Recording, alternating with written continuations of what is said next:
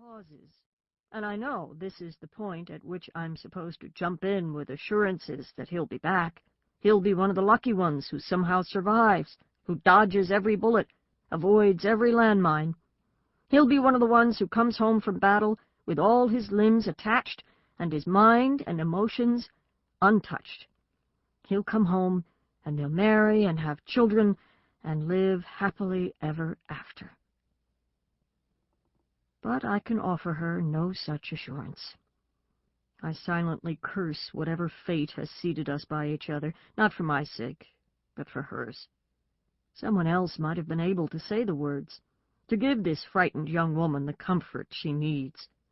Maybe an older woman, a kindly, gray-haired grandmother who sent husband or son off to an earlier war, and who could pat this young woman's hand and say, "Now, dear, don't you worry for a minute. When my Harry went off to the South Pacific in '43, I thought I'd never see him again. But thank the good Lord, he came home, and with more medals pinned to his chest than there's jewelry in the cases at Tiffany's." It isn't something I can do. Instead, I ask, "What's his name?" "Alan," she tells me proudly. "Alan Hastings III. I'm hoping to give him the 4th. "Are you both from Jackson?" "That's where our plane is headed, Jackson, Mississippi." She nods. "We've lived there all our lives. Alan is kind of the boy next door, though he actually lives a few streets over. We grew up together." She pauses again, then sniffs and says, "I was just remembering how in school we used to have those air raid drills where we'd get under the desks and put our hands over our heads. Remember those?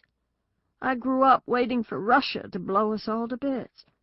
But now that we're really at war, we're fighting in some place called Vietnam. I'd never even heard of Vietnam till just a few years ago. Whoever would have thought?" Her voice trails off, but I notice that the tears have stopped. Maybe it's helpful to her just to talk to someone. She looks thoughtful for a moment. I wait for her to go on. She turns to me suddenly and holds my gaze. "President Johnson promised in all his campaign speeches not to send our boys to Vietnam. Well, here we are, not even a year into his new term, and it seems like half of America is on its way to fight the commies." I nod my understanding. It is July 1965, and about 100,000 troops have just been sent over. For me, it's eerily reminiscent of Roosevelt's promises not to get involved in the war in Europe back in 1941. I learned long ago not to trust political promises, but evidently my young seatmate has not. "It isn't fair," she concludes. "No," I agree, "it isn't fair. Probably lots of people voted for Johnson on the strength of those promises, only to be disappointed." "Well, personally, I think people should keep their word, don't you?" Yes, I do. But more often than not, it seems, people don't. Less than 15 years separate us in age, I suppose, but I have already forgotten what it is to be so young, young enough to still believe life should be fair and promises kept. The plane hums smoothly over the clouds. A nattily-dressed stewardess comes around and offers us a beverage, but we both decline. When the stewardess moves on to the next row, my seatmate says, "I just hate war, don't you?" The question startles me. Of course I hate war. Does anyone love it? "I've seen 3 wars so far in my lifetime," I tell her, "and I can't say I've been very glad about any of them." "Have you really seen that many?" she asks. "The Second World War, Korea, and now Vietnam," I enumerate. "They say Korea wasn't really a war." "It was for those who lost husbands and sons." The young woman nods. "Funny. Now that you mention it, I guess this is my 3rd war, too, since I was born in '44. Mama was only 17 when I was born, and Daddy was 18. 2 weeks after I was born, Daddy was drafted and sent to Europe with the infantry." She purses her painted lips, frowns. "We're always busy fighting somebody, aren't we?" Did your father come home? Oh, yes, he's still alive today. Thank heavens. Well, then, that gives a person hope, don't you think? At that, her eyes light up. I suppose it does. Yes, men do come home. She looks past me for a moment, smiles, then comes back to me. Do you remember anything about the Second World War? Oh, sure, lots. I was a child, of course, but I certainly remember it. A person hardly forgets something like that. What I remember most vividly, though, isn't the stuff of history books. What I remember aren't the battles and the newspaper headlines, the scrap drives and the victory gardens, Roosevelt's fireside chats and the endless casualty lists. I was scarcely affected by the letters from my brother Stephen, who was fighting in Europe, or by the lack of letters from my brother Lenny, who was in a Japanese prison camp somewhere in the South Pacific.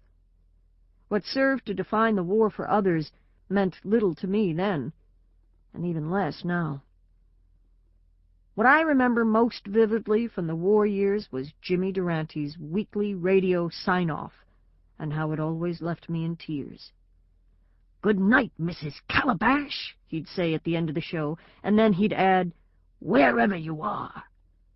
And when he said those words, I felt for all the world that he was looking straight into my heart, and he knew exactly how I felt, when no one else in my life had even a clue. The war had separated me from the people I loved most, Chi-Chi and Ha-Ha and Sunny. The separation itself was bad enough, but even worse was the not knowing where they were. If I'd had some idea as to their whereabouts and when they were coming back, it would have all been so much more bearable. But I hadn't heard a word from them since the day they left, and it was just as though they'd taken a train to the edge of the world and fallen off. Every Friday night I listened to Jimmy Durante with my cousin Stella and her landlords, Grady and Cecilia Liddell, in the latter's small but tidy living room. I'd lie on the floor with my arm thrown around my dog, Jimmy, listening to the grown-ups laugh and trying to laugh along with them. But whenever I heard the final words, I was doomed. I don't know how Jimmy Durante sounded to the others, but to me he sounded wistful and lonely, and his voice was filled with the longing of wanting to say something to someone who just wasn't there. And so, by the end of the show, I was dropping tears onto Mrs. Liddell's carefully vacuumed carpet, feeling dreadfully sad for myself, and for Jimmy Durante, and for all the people whose lives were shattered beyond repair, because the most important pieces were missing. My seatmate chews her lower lip and asks gingerly, "Have you ever lost anyone? In one of the wars, I mean?" I hesitate to answer, as this is not a conversation I want to have. Reluctantly, I say, "Yes, I'm afraid so." "Not your husband?" She glances at my left hand in search of a ring. "Oh, no, I've never married." "Oh, I'm sorry." Her response so amuses me I have to stifle the urge to laugh.